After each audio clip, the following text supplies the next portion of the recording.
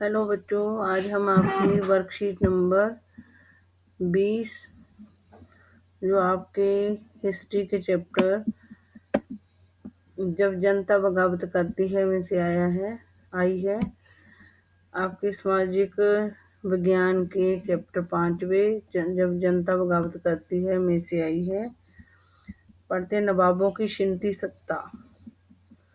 मतलब जब अंग्रेज हमारे इंडिया में नहीं आए थे 1600 शताब्दी से पहले, उससे पहले हमारे इंडिया में नवाब और राजे हुआ करते थे। लेकिन जब अंग्रेज हमारे इंडिया में आए तो जो अंग्रेज थे मतलब वो प्रॉफिट कमाने के लिए आए थे, लाभ कमाने के लिए आए थे। तो जो राजे और नवाब थे वो मतलब उनको ऐसा करने नहीं देते थे। तो धीरे धीरे क्या करा अंग्रेजों ने, ये कोशिश करी कि अगर ये राजे और नवाब हमें नहीं प्रॉफिट कमाने देंगे तो हम इन राजाओं की जगह हम ले लेंगे। तो 18वीं सदी के मध्य यानी कि 1750 से ही राजाओं और नवाबों की ताकत छिनने लगी थी। अंग्रेज आए थे 1600 में, लेकिन 1750 तक आते आते उन्होंने राजाओं और नवाबों की ताकत छीनने लगे थे। वो 16वीं सदी में अंग्रेज इंडिया में आए थे व्यापार करने, लेकिन 1750 तक आते आते राजे और नवाबों से वो उनकी पदवियां छीनने लगे थे, उनकी ताकत खुद लेने लगे थे। वो जो अंग्रेज आए थे इंडिया में, उनकी सत्ता और सम्मान दोनों खत्म होते जा रहे थे।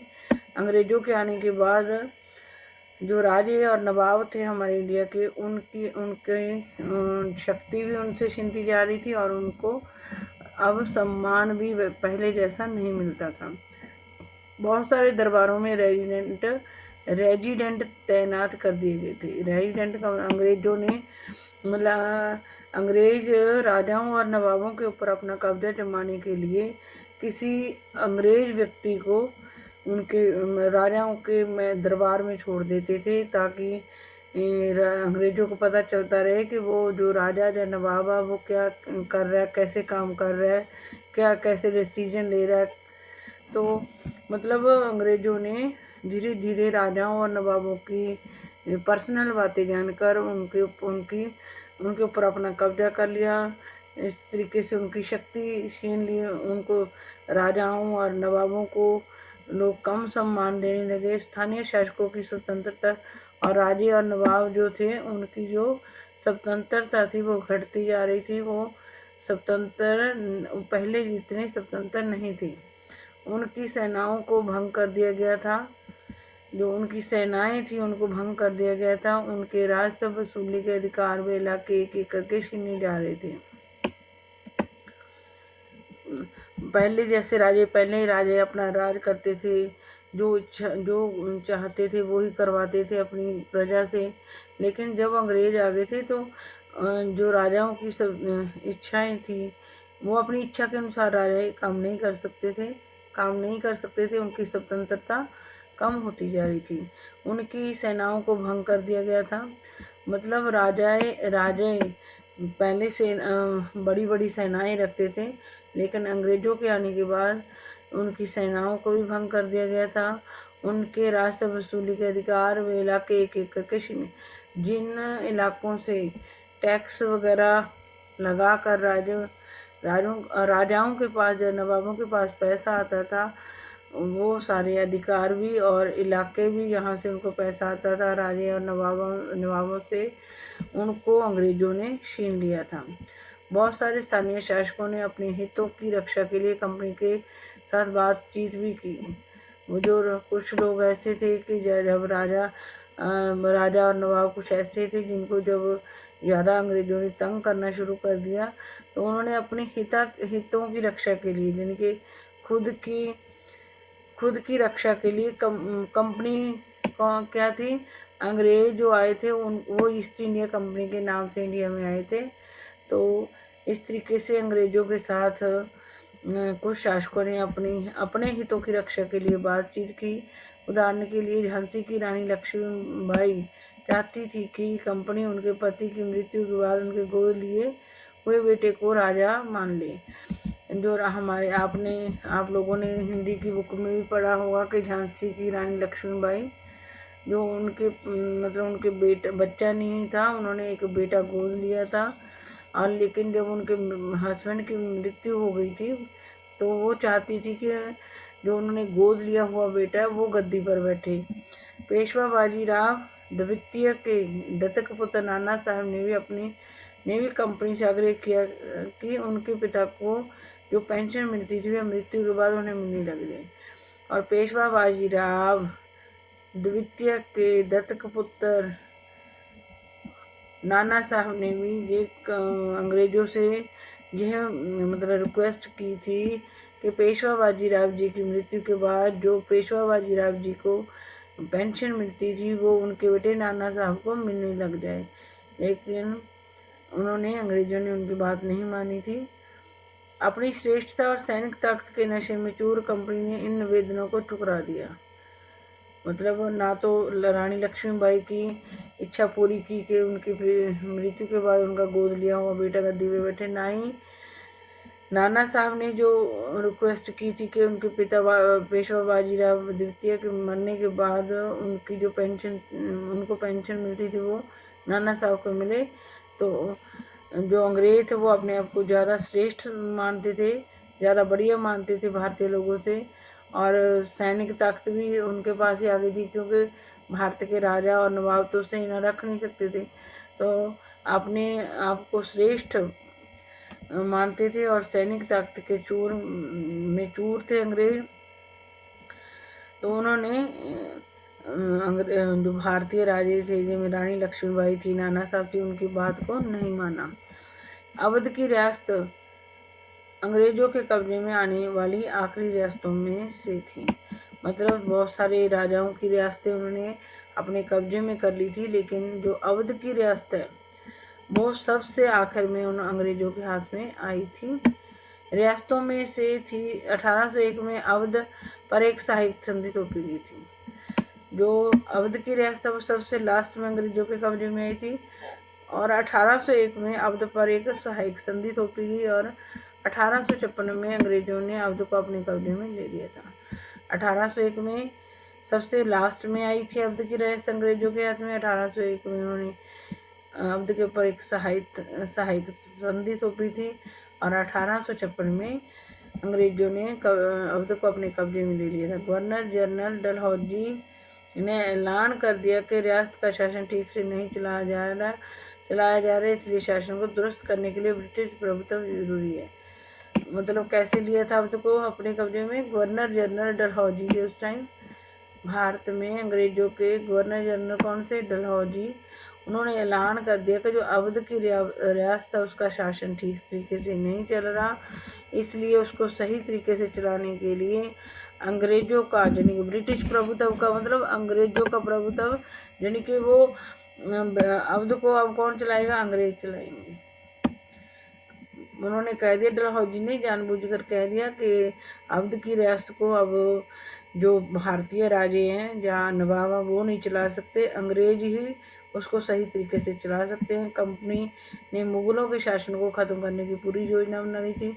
कंपनी मतलब अंग्रेज जो भारत में आए थे 1600 में, उन्होंने पूरी योजना बना ली थी कि मुगलों के शासन को ख़त्म कर दिया जाए। पूरी प्लानिंग कर ली थी कि कैसे मुगलों के शासन को ख़त्म करना है। कंपनी द्वारा जारी किए गए सिक्कों पर से मुगल बादशाह का नाम हटा दिया गया।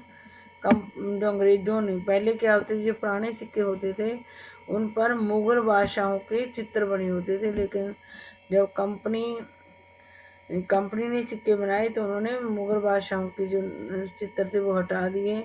1849 में गवर्नर जनरल डलहौजी ने ऐलान किया कि बहादुर शाह जफर की मृत्यु के बाद बादशाह के परिवार को लाल किले से निकालकर उसे दिल्ली में कहीं और बसाया जाए, क्योंकि मुगलों का जो आखिरी वो था, अंतिम वो क्या कहेंगे बादशाह था या सम्राट था, वो थे बहादुर शाह जफर।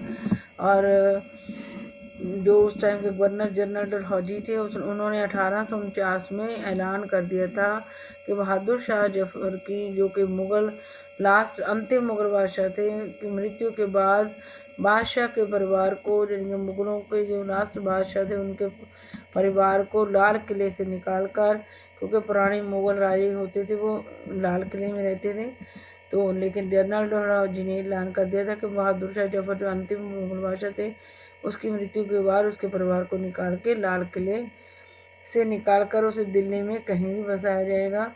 1856 में गवर्नर जनरल कैनिंग ने फैसला किया कि बहादुर शाह जफर आखिरी मुगल शाह होंगे। इसने कहा था कि उसकी मृत्यु के बाद, डलहौजी ने कहा था कि बहादुर शाह जफर की मृत्यु के बाद उसके परिवार को लाल किले से निकालकर कहीं दिल्ली में और कहीं बसाया जाएगा। लेकिन 1856 में गवर्नर जनरल कैनिंग ने फैसला किया कि बहादुर शाह जफर आखिरी मुगल बादशाह होंगे। इसलिए गवर्नर जनरल कैनिंग ने कहा था कि बहादुर शाह जफर आखिरी मुगल बादशाह होंगे। उनकी मृत्यु के बाद उनके किसी भी वंशज को बादशाह नहीं माना जाएगा। 1856 में गवर्नर जनरल कैनिंग ने क्या कहा था कि बहादुर शाह मुगलों के आखिरी बादशाह होंगे और उनकी मृत्यु के बाद उनके वंशज से किसी को भी बादशाह नहीं माना जाएगा, उन्हें केवल राजकुमारों के रूप में मान्यता दी जाएगी। किसान और सिपाही। गांवों में किसान और जमींदार भारी भरकम लगान और कर वसूली के सख्त तौर तरीकों से परेशान थे।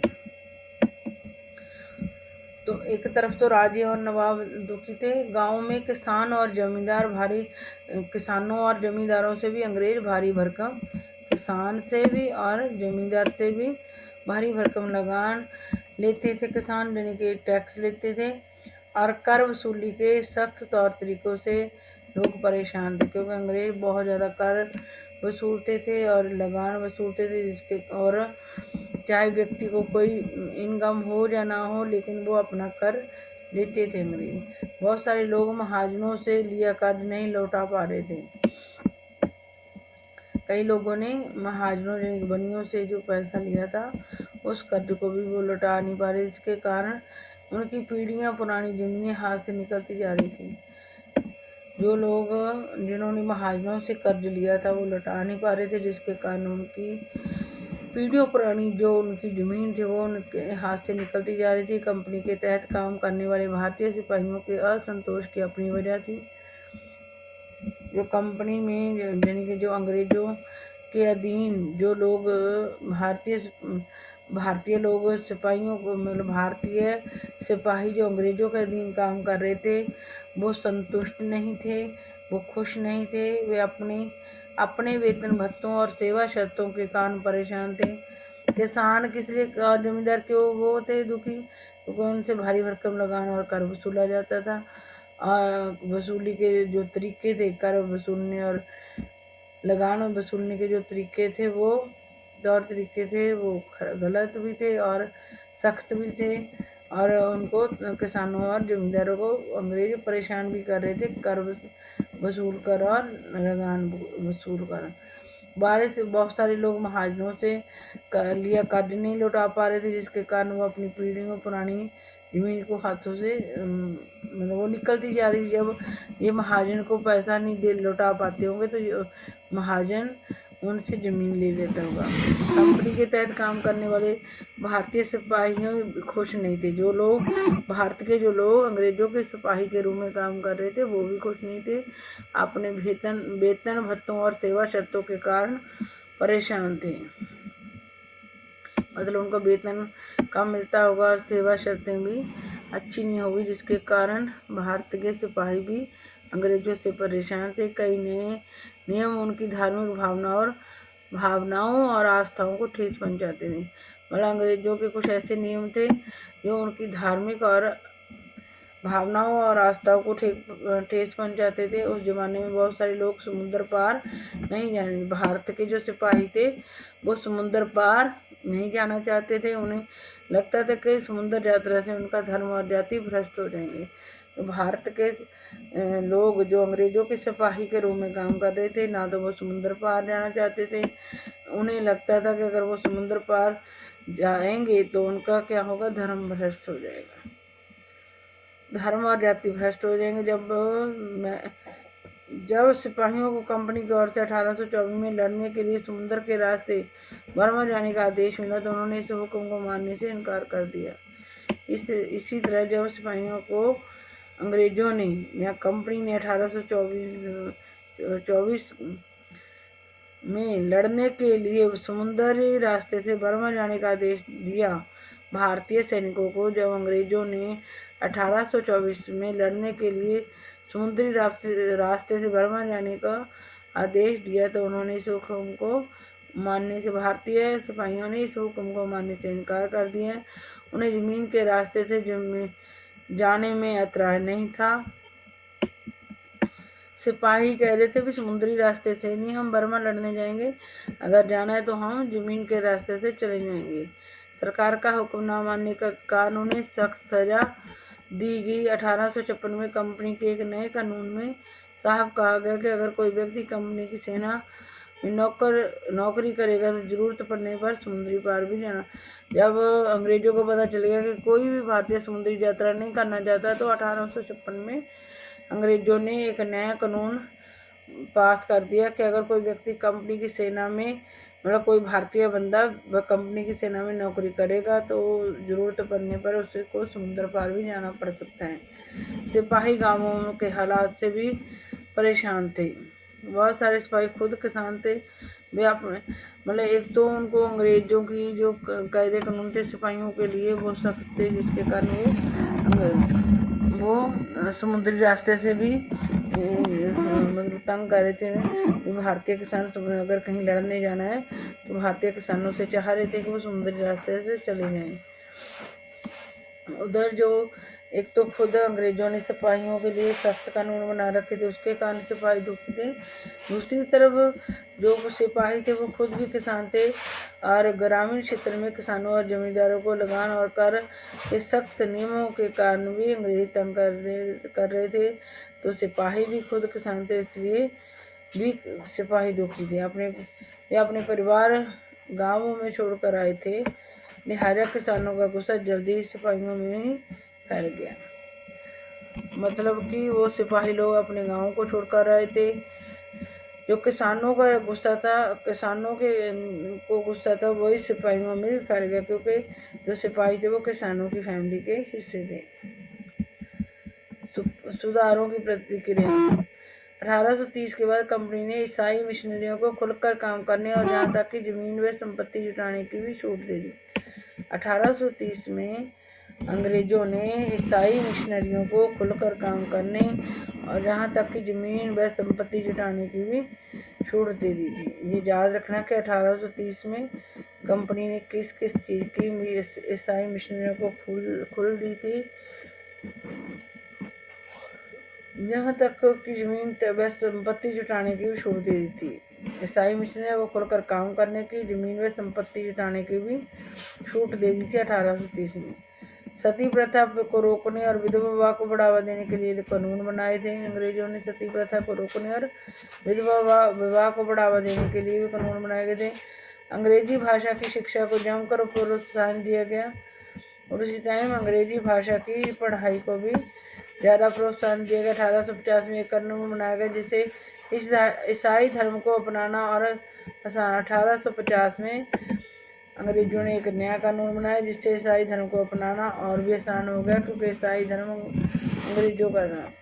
इस कानून में प्रावधान किया गया कि अगर कोई व्यक्ति भारतीय व्यक्ति ईसाई धर्म अपनाता है तो भी पुरखों की संपत्ति पर उसका अधिकार पहले जैसा ही रहेगा। अंग्रेजों ने उस कानून में ये वो कर दिया कि अगर कोई भारतीय व्यक्ति ईसाई धर्म को अपनाता है तो भी पुरखों की जमीन उसका पुरखों की संपत्ति पर उसका अपना अधिकार पहले जैसा रहेगा। इन सभी कदमों से भारतीयों के बड़े वर्ग को यकीन हो गया कि अंग्रेज उनका धर्म, उनके धार्मिक रीति रिवाज और परंपरागत जीवन शैली को नष्ट करने हैं। मतलब 1830 में ईसाई मिशनरियों को खुलकर काम करने, जमीन व संपत्ति जुटाने की छूट देती थी। सती प्रथा को रोकने और विधवा विवाह को बढ़ावा देने के लिए कानून बनाए गए। अंग्रेजी भाषा की शिक्षा को जमकर प्रोत्साहन दिया गया। 1850 में एक नया कानून बनाया गया जिससे ईसाई धर्म को अपनाना और आसान हो गया। इस कानून में प्रावधान था किया गया कि अगर कोई भारतीय व्यक्ति ईसाई धर्म को अपनाता है तो भी पुरखों की संपत्ति पर, अगर कोई अंग्रेजी में कह गया, अगर भारतीय व्यक्ति को ईसाई बनता है तो भी पुरखों की संपत्ति पर उसका अधिकार पहले जैसा ही रहेगा। इन सभी कदमों से भारतीय के बड़े वर्ग को यकीन हो गया। जो ऐसे कदम अंग्रेजों ने करे कि किसानों, जमींदारों, बड़े बड़े राजाओं को तंग किया, और इस तरीके से भारतीयों के बड़े वर्ग को यकीन हो गया कि अंग्रेज उनका धर्म, उनके रीति रिवाज और सामाजिक रीति रिवाज और परंपरागत जीवन शैली को नष्ट कर रहे हैं। स्थानीय शासकों की स्वतंत्रता क्यों बढ़ती जा रही थी? क्योंकि अंग्रेज ने उनके ऊपर कब्जा कर लिया था। कंपनी ने मुगल शासकों के आधिपत्य को किस प्रकार खत्म किया? एक बार तो 1849 का कानून पास करके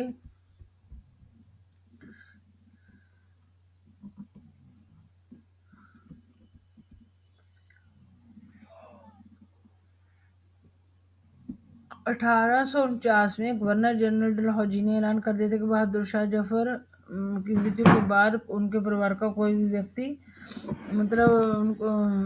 बहादुर शाह जफर की मृत्यु के बाद उनकी फैमिली को लाल किले से बाहर निकालकर कहीं दिल्ली में और बसाया जाएगा। और गवर्नर जनरल कैनिंग ने 1856 में फैसला किया था कि बहादुर शाह जफर के बाद कोई भी मुगल बादशाह नहीं होंगे। उनकी मृत्यु के बाद उनके किसी भी वंशज को बादशाह नहीं माना जाएगा।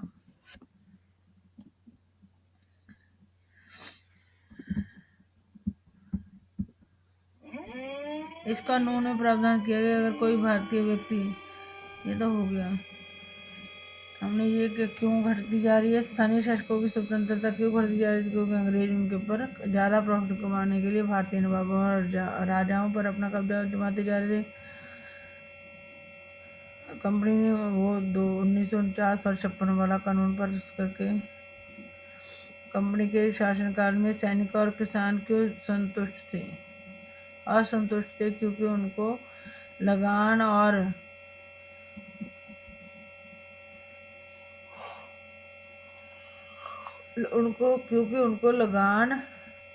किसान और जमींदार क्यों दुखी थे? क्योंकि उनको भारी भरकम लगान और कर देना पड़ता था, और अंग्रेज ये कर वसूली और लगान वसूली बहुत सख्ती से करते थे।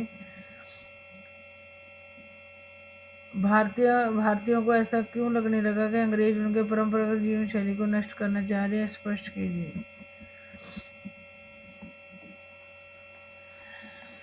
क्योंकि जो अंग्रेज थे वो भारतीय लोग नहीं चाहते थे कि वो समुद्र यात्रा करें, लेकिन अंग्रेज उन्होंने कानून बनाकर मतलब उनके लिए जो भी भारतीय व्यक्ति अंग्रेजी सेना में भर्ती होएगा तो उसको तो मतलब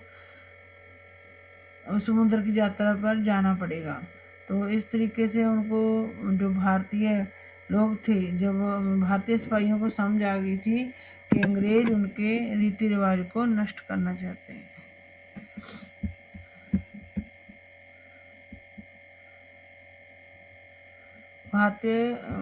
भारतीयों को ऐसा क्यों लगता था कि अंग्रेज उनके परंपरागत जीवन शैली को नष्ट करना चाह रहे हैं? क्योंकि उन्होंने इस कानून 1850 में एक नया कानून बनाया गया जिससे ईसाई धर्म को अपनाना और भी आसान हो गया। इस कानून में प्रावधान था कि अगर कोई भारतीय व्यक्ति ईसाई धर्म अपनाता है तो भी पुरखों की संपत्ति पर उसका जैसा ही रहेगा। इन सभी कदमों से भारतीयों के बड़े वर्ग को यकीन हो गया कि अंग्रेज उनका धर्म, उनके रीति रिवाज और सामाजिक और परंपरागत जीवन शैली को नष्ट कर रहे हैं। इतनी ही आई थी वर्कशीट। आप लोग बच्चे इस वर्कशीट को ढंग से सुन लेना। अगर 2-3 बार सुनोगे तो ही आपको समझ आएगी।